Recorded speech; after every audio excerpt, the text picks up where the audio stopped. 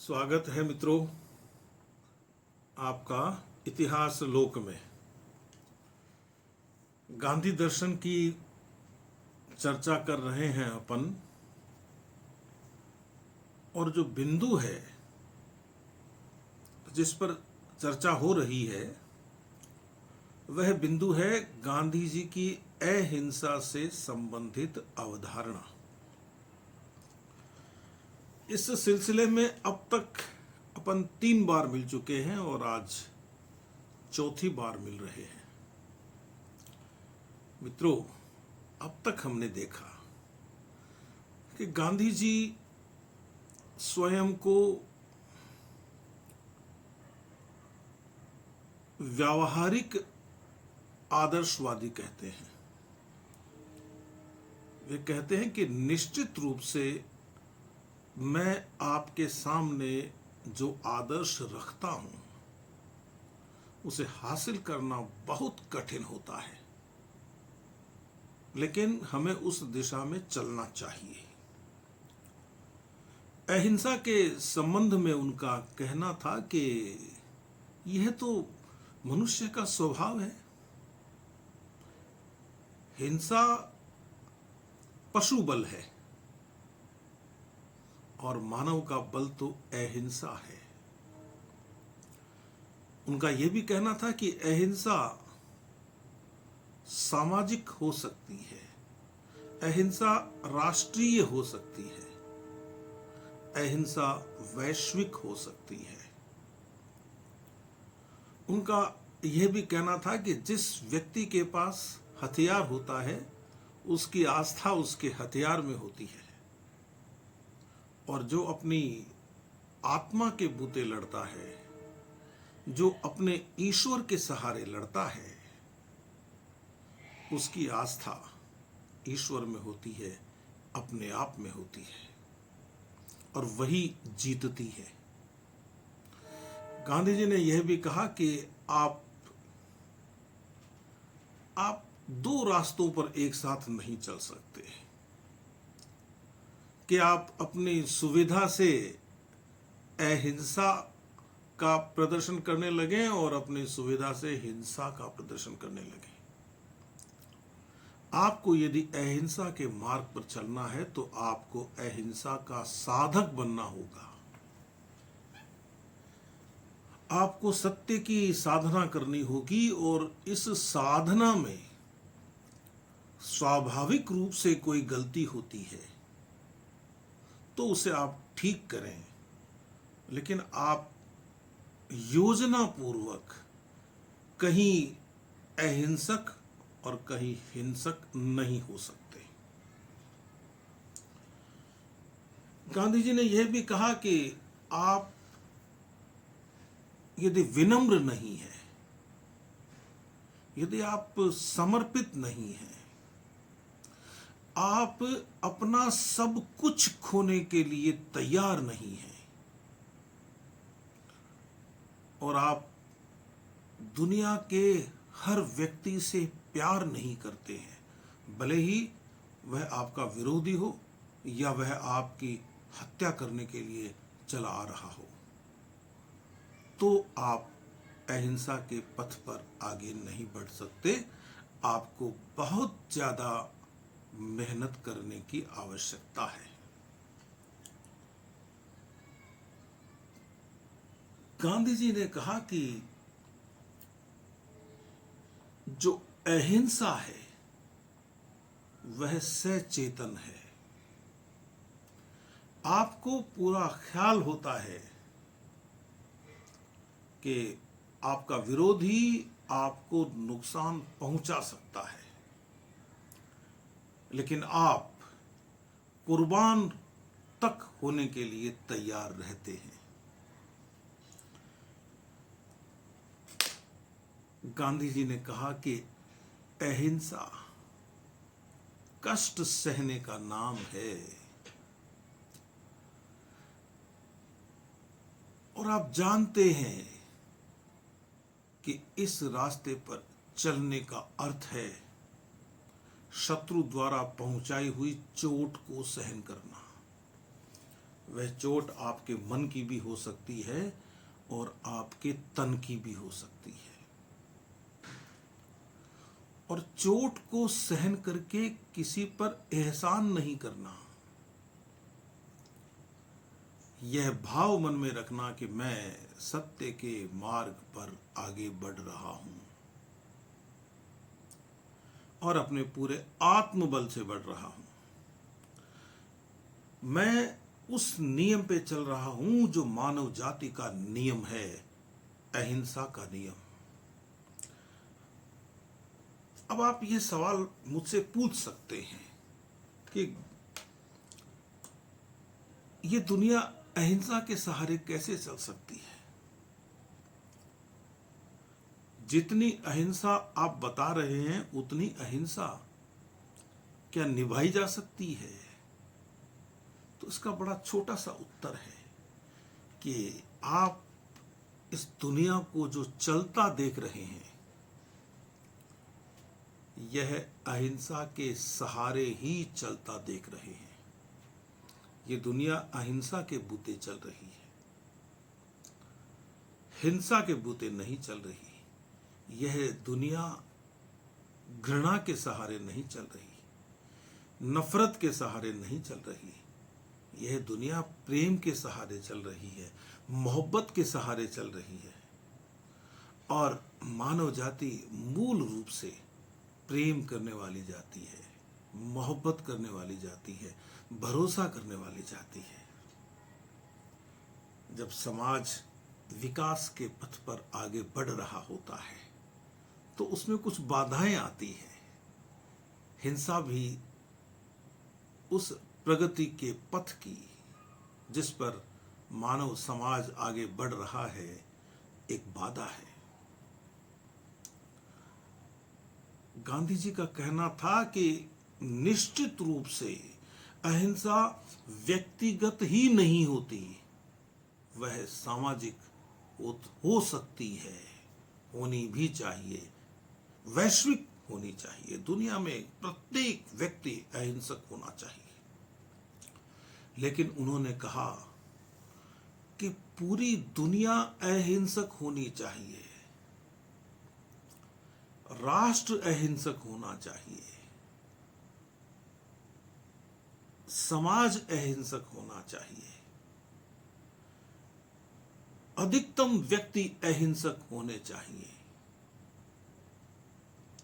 भाई, पूरी दुनिया अहिंसक होनी चाहिए। आप उस दुनिया को अहिंसक नहीं बना सकते, इसलिए आप अपना लक्ष्य राष्ट्र तक लेकर आते हैं और उसके बाद भी आप ये सोचते हैं कि राष्ट्र में भी अधिकतम लोग अहिंसक हो जाएं, उसके बाद में दुनिया के सभी लोग हो जाएंगे।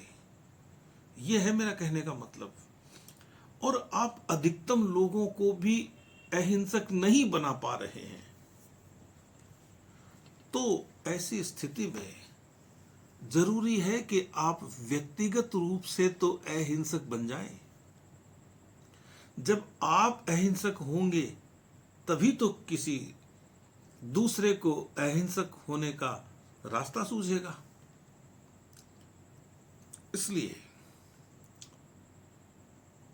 मानव जाति के नियम अहिंसा के अनुसार आचरण करते हुए एक अकेला व्यक्ति भी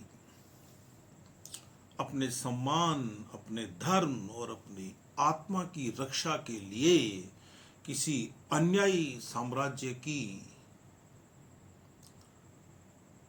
पूरी शक्ति से मुकाबला कर सकता है। वह अन्यायी साम्राज्य अपनी कितनी ही शक्ति लगा ले, आप उसकी पूरी शक्ति का अकेले मुकाबला कर सकते हैं, लेकिन आप उसमें सेलेक्टिव नहीं हो सकते कि मैं किसी अन्यायी साम्राज्य के खिलाफ तो लड़ूं, किसी अन्यायी शासन के खिलाफ तो लड़ूं, लेकिन जो मेरे अधीन है उनके साथ अन्याय करूं, ये नहीं कर सकते आप। तो गांधी जी ने कहा कि एक अकेला व्यक्ति बड़े से बड़े साम्राज्य के पतन की नींव रख सकता है। यंग इंडिया में 1 अगस्त 1920 को कही हुई बात है ये। और एक जरूरी बात कि आप चाहे किसी शासन से लड़े, आप चाहे किसी व्यक्ति से लड़े, अपने अहिंसा के हथियारों से। अहिंसा का हथियार जानते हैं आप क्या हो सकता है? सहन करना, विरोधी को प्रेम करना, आत्मोत्सर्ग करने के लिए तत्पर रहना, तैयार रहना। आप मुकाबला करने के लिए जा रहे हैं, अहिंसा के रास्ते विरोध करने वाले किसी दल के सदस्य हैं आप, और विरोधी आप पर लाठियों से वार कर रहे हैं। तो ऐसी स्थिति में आप यह सोचें कि मैं तो पीछे रह जाऊं और ये साथ वाला चला जाए आगे, इसका सिर फूटे, तब आप अहिंसा के पथ पर हैं लेकिन पूरे नहीं हैं। आत्मोत्सर्ग कहां हुआ? आत्मोत्सर्ग की वह तत्परता कहां हुई जो अहिंसा के पुजारी को चाहिए? तो उन्होंने कहा कि जब मैं इतनी बड़ी बात कह रहा हूं कि आप एक जत्थे में शामिल हैं और आपको पहले आगे जाना चाहिए वार झेलने के लिए, और आपका साथी ये सोचे कि मैं पहले जाऊं, जहां इतनी बड़ी बात है आत्मोत्सर्ग की, वहां बदले की भावना तो हो ही नहीं सकती। आप बदला ले लें, यह अहिंसा के रास्ते पर चलने वाला व्यक्ति नहीं कर सकता। यदि आप बदला लेते हैं, यदि आपके मन में बदले का भाव आ गया कि इसने मेरे परिजन को मारा और मैं इसके परिजन को मारूंगा,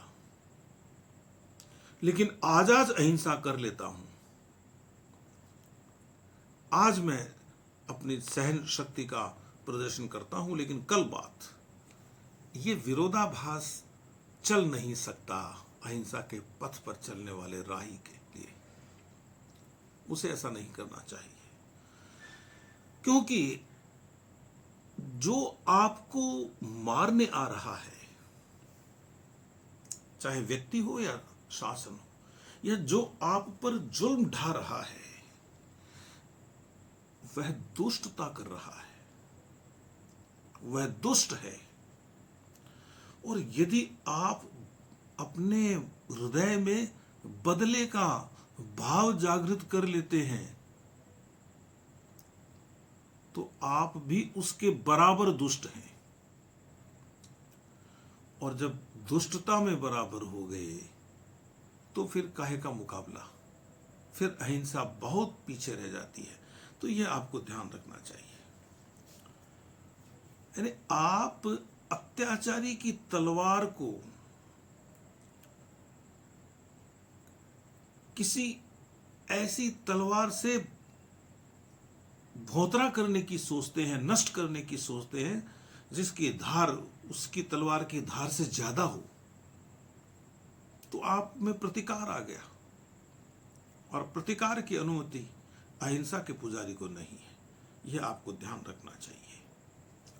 इससे फिर वह उद्देश्य पूरा नहीं होगा जिसको लेकर आप चले हैं। आप यदि निहत्थे होकर अगले को प्रेम करते हुए पूरे आत्मबल के साथ खड़े होते हैं कि आइए मारिए, तो आपका यह जो आत्मिक प्रतिरोध है वह विरोधी को चकित कर सकता है। और यह हो सकता है, यह संभव है, होता है। हम लोग जीवन में अहिंसा से संबंधित छोटे मोटे प्रयोग करते ही रहते हैं। हमारा देश हमें यह सिखाता है और हमें बार बार सिखाता है। कोई एक चुप हो जाता है तो दूसरे को चुप होना पड़ता है, चाहे वह कितनी ही गालियां निकाल रहा हो। यह बात आपको ध्यान रखनी चाहिए।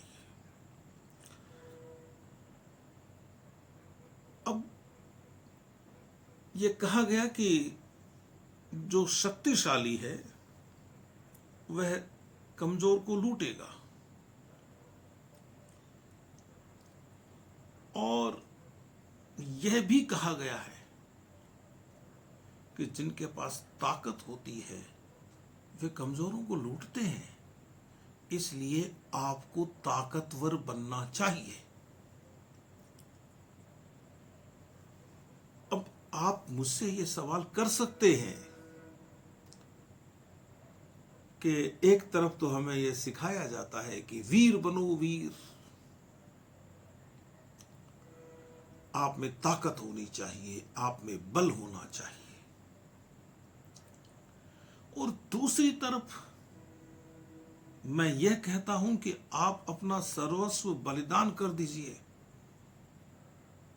लेकिन बंदूक मत उठाइए, लाठी मत उठाइए, तलवार मत उठाइए, गाली मत दीजिए। यह विरोधाभास क्यों? विरोधाभास नहीं है।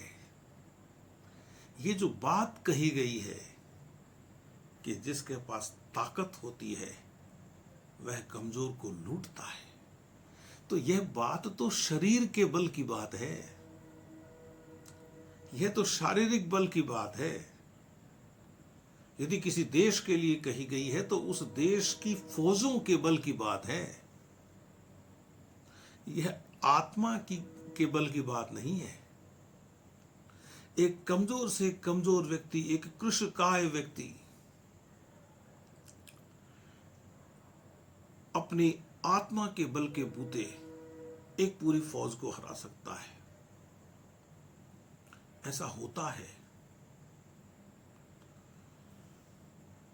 और ये जो आत्मा की शक्ति है, ये किसी भी प्रकार के सशस्त्र विरोध का मुकाबला कर सकती है।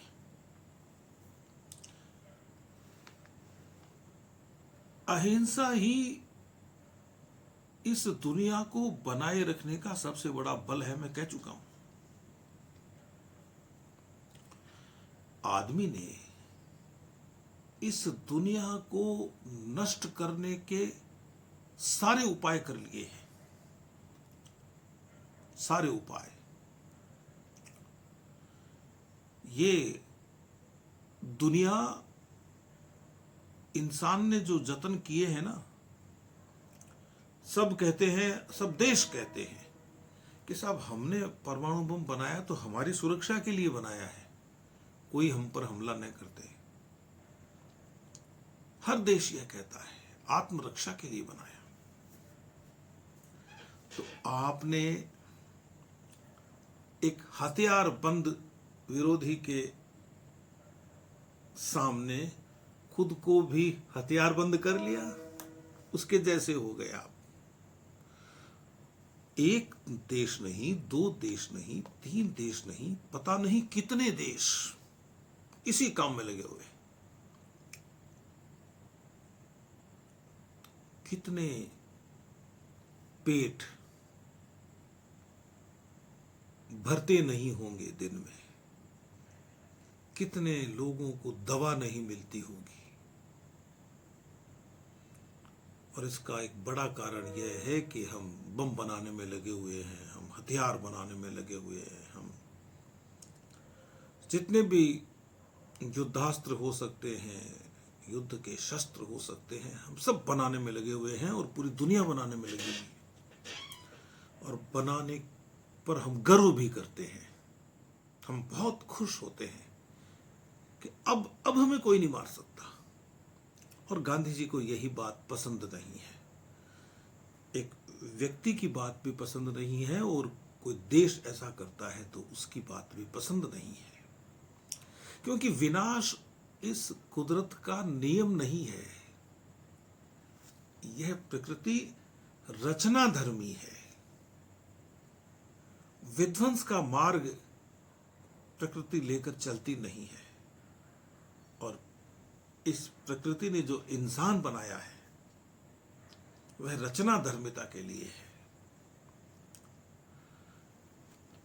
मैं निश्चित रूप से यह जो व्याख्यान कर रहा हूं,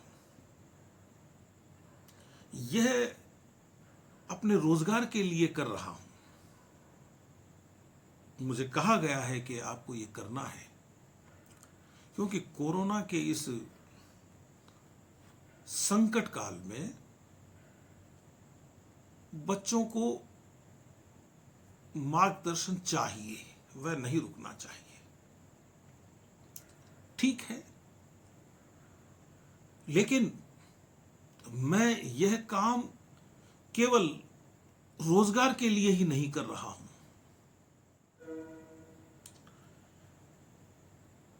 यदि मैं रोजगार के लिए ही करूं तो मेरे पास विकल्प है कि 1 घंटे के व्याख्यान में मैं गांधी जी की पूरी अहिंसा अवधारणा की चर्चा कर लूं। उनकी अहिंसा की अवधारणा की चर्चा की जा सकती है। अपने हृदय का, अपनी आत्मा का पूरा बल लगाकर मैं क्यों अहिंसा की बात करना चाहता हूं। मैं जानता हूं कि मैं स्वयं अहिंसक नहीं हूं। मैं जानता हूं कि मैं बदला लेने की भावना भी अपने मन में रखता हूं, मिटा नहीं पाया हूं। चाहे वह 1% हो या 2% हो। मैं समय समय पर अपनी वाणी से दूसरों को कष्ट पहुंचाता रहता हूं, हिंसा करता हूं। मैं नए एक आदर्श पुत्र हूं, न आदर्श पति हूं, न ही आदर्श पिता हूं, न आदर्श शिक्षक हूं। यदि आदर्श की बात करूं तो मैं बहुत पीछे हूं। लेकिन गांधी जी को पढ़ते हुए, गांधी जी को गुनते हुए मैं उस आदर्श की दिशा में थोड़ा भी आगे बढ़ता हूं, तो थोड़ा और आगे बढ़ने का रास्ता साफ होगा। और हो सकता है कि इस जीवन के समाप्त होने से पहले मैं अहिंसा के पथ पर कुछ दूर आगे चल सकूं और कुछ दूर दूसरे लोगों को ले जा सकूं। संभव है। और मैं ये सब जो बातें हैं अहिंसा की, ये जो अवधारणा है गांधी जी की, इसको मैं क्यों नहीं एक व्याख्यान में समेट रहा। क्योंकि इंसान स्वभाव से उदार है, स्वभाव से अहिंसक है। मेरा मन मुझे कचोटता रहेगा कि तुम इस विषय को इस तरह से निपटा रहे हो तो तुम अच्छा नहीं कर रहे हो, तुम हिंसा कर रहे हो। और यह जो अच्छाई है थोड़ी बहुत हर इंसान में होती है। और मैं जिन लोगों के साथ काम करता हूं, जिनके साथ मैं रहता हूं, उन सब में यह अच्छाई मुझसे ज्यादा ही है। और मैं उनसे सीखता ही हूं।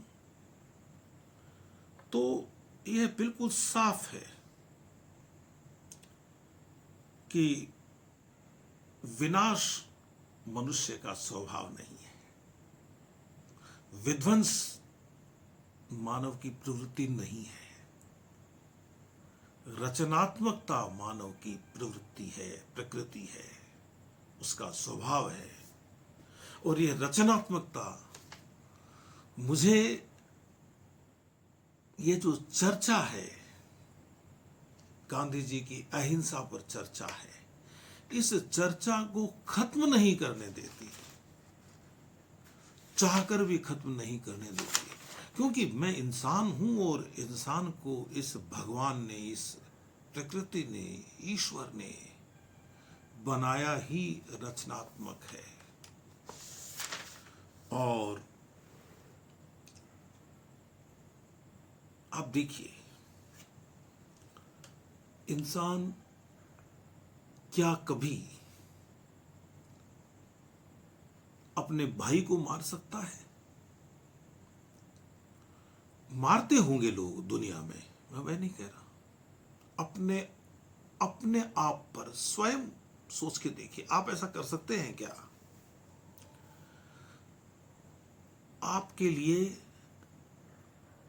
एक अनजान व्यक्ति को मारना आसान है, जो आपकी तरफ लठ लेके आ रहा हो आपको मारने के लिए, आप गोली चला सकते हैं। लेकिन आप अपने मोहल्ले के व्यक्ति को मारने से पहले हिचकेंगे, जो आप उसको जानते हैं। आप अपने पड़ोसी को मारते हुए हिचकेंगे, क्योंकि आप उसको रात और दिन देखते हैं और आपका उससे कहीं ना कहीं प्रेम है। आप अपने भाई को मारना नहीं चाहेंगे, आप यह सोचेंगे कि इसको क्या मारना, इसके हाथों मर जाए तो अच्छा है।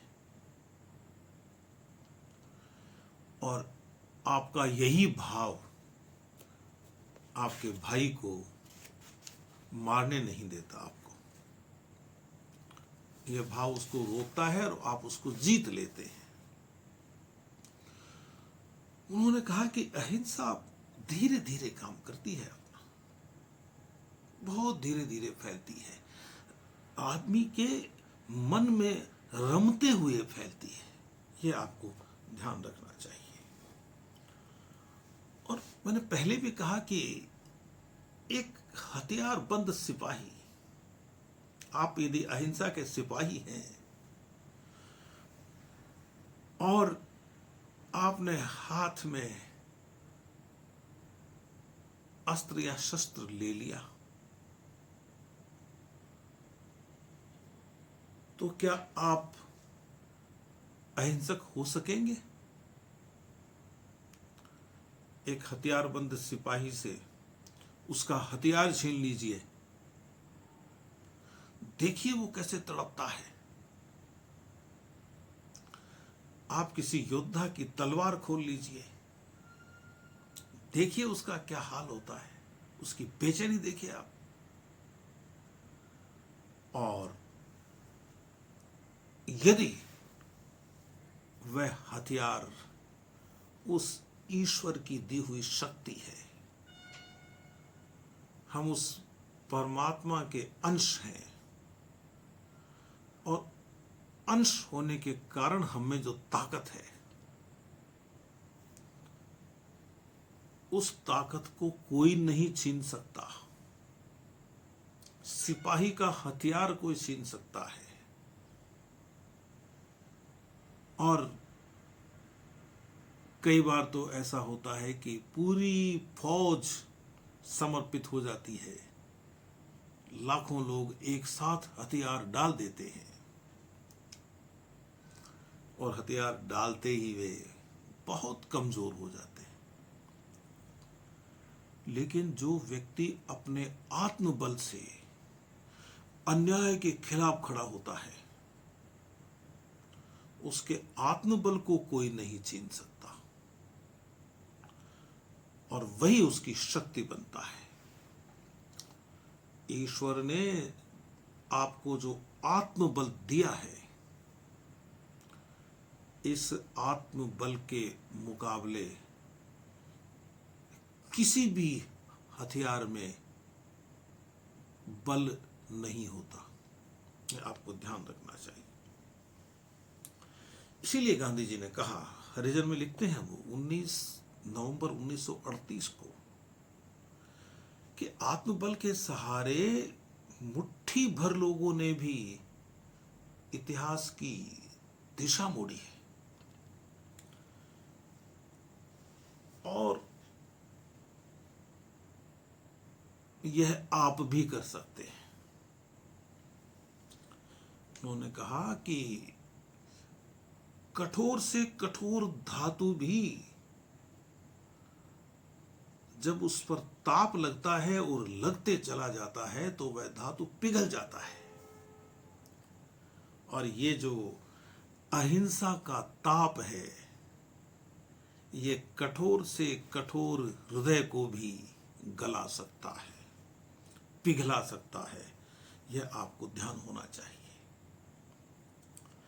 आप यह न सोचें कि उसके पास हथियार है तो उसी के पास ऊर्जा है, वही एनर्जी का भंडार है। ऐसा नहीं है।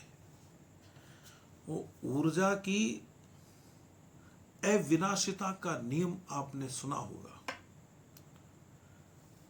पदार्थ के नष्ट न होने का नियम आपने सुना होगा। पदार्थ रूप बदलता है, नष्ट नहीं होता। आपके पास बंदूक है, आपकी बंदूक में आस्था है, और बंदूक आपसे किसी ने छीन ली तो आप कांपने लगेंगे, कमजोर पड़ जाएंगे। और यदि आप पहले ही बंदूक को एक तरफ रख दें, आज से छोड़ी बंदूक, छोड़ी पिस्तौल, छोड़ा चाकू, छोड़ी लाठी, नहीं रखनी, तो आप आज की तिथि में स्वयं में ऊर्जा की कमी महसूस करेंगे। लेकिन धीरे धीरे जिस ऊर्जा को आपने छोड़ा है, तलवार में या बंदूक में, लाठी में या किसी भी चीज में, वह रूपांतरित होकर आपकी आत्मा की शक्ति बन जाएगी, आपकी आत्मा की ताकत बन जाएगी। और यही गांधी जी कहते हैं, यह मैं नहीं कह रहा हूं, ये तो गांधी जी कह रहे हैं। तो उन्होंने कहा कि हमें बस पता नहीं होता। बाकी जब आप भौतिक विज्ञान पढ़ते हैं या आप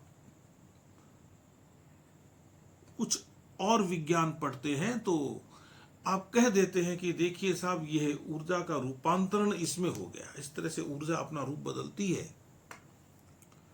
और आप कुछ सूत्र लगा के, कुछ फार्मूले लगा के और गणित के सहारे और ये सिद्ध कर देते हैं कि देखो ये ऊर्जा नष्ट नहीं हुई है।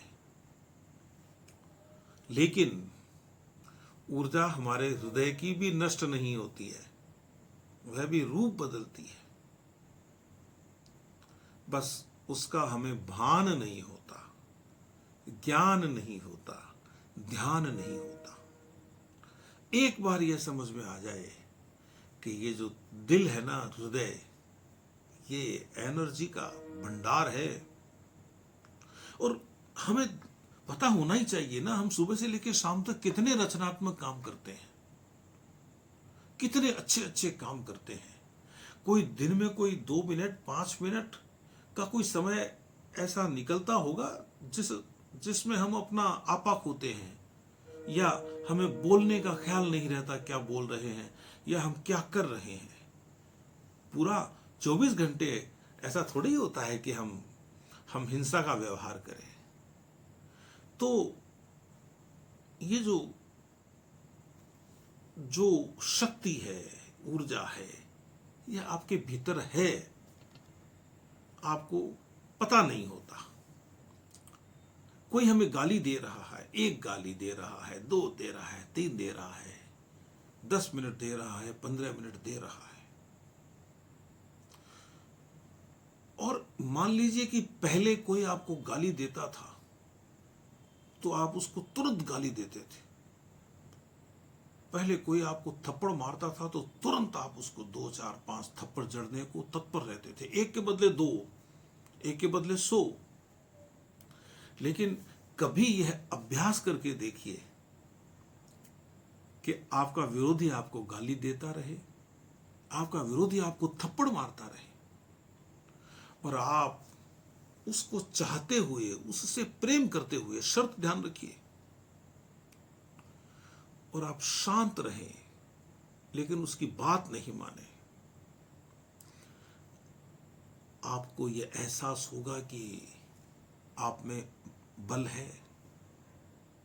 आप महसूस करेंगे कि आप में वो ताकत है। कहां से? पहले तो आप तुरंत प्रतिक्रिया करते थे, अब तो नहीं करते। तो ये जो आपने सीखा है, इस सीखने का भान होना चाहिए आपको। जितना ज्यादा भान होगा उतने ही हम इस रास्ते पर आगे बढ़ेंगे। जो हिंसा होती है ना, वह तो तेज बहते पानी की तरह होती है। उसको निकलने का रास्ता चाहिए। भले ही वह जबान से निकलने वाली गाली के माध्यम से वह रास्ता बनता हो, या आपका हाथ उठ जाता हो। लेकिन अहिंसा में उन्माद नहीं है। अहिंसा हिंसा की तरह वेगवती नहीं है। वह अनुशासन में रहती है, आत्मानुशासन में, अपनी आत्मा के अनुशासन में। और हिंसा किसी अनुशासन को नहीं मानती। इसीलिए गांधी जी ये कहते हैं कि अहिंसा बड़ी शक्ति है।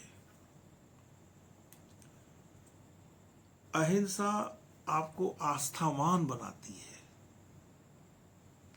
और अहिंसा अंततः जीतती है। अनुशासन जीतता है, शांति जीतती है, अक्रोध जीतता है, प्रेम जीतता है।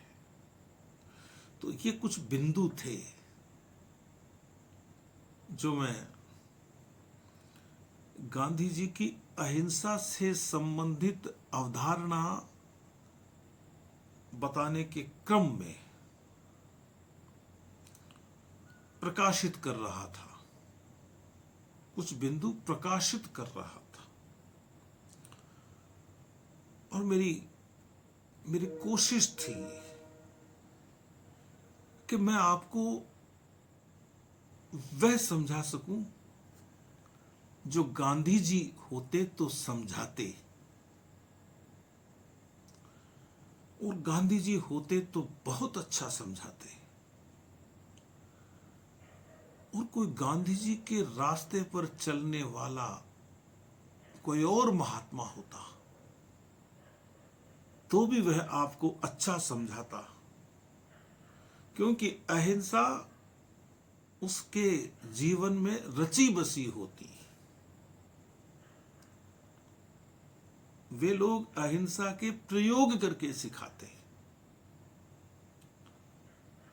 और मेरे जैसे शिक्षक की सीमा में वे प्रयोग नहीं आते हैं। मेरी सीमा में ये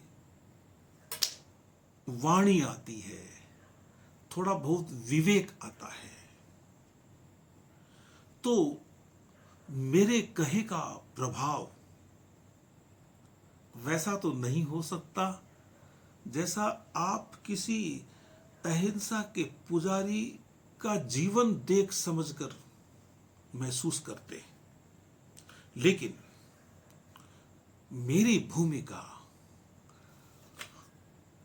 इधर की बात को इधर पहुंचा देना है। मेरी भूमिका आपको उद्वेलित करने की भूमिका है कि आप गांधी को पढ़िए, आप गांधी को जानिए और उसके बाद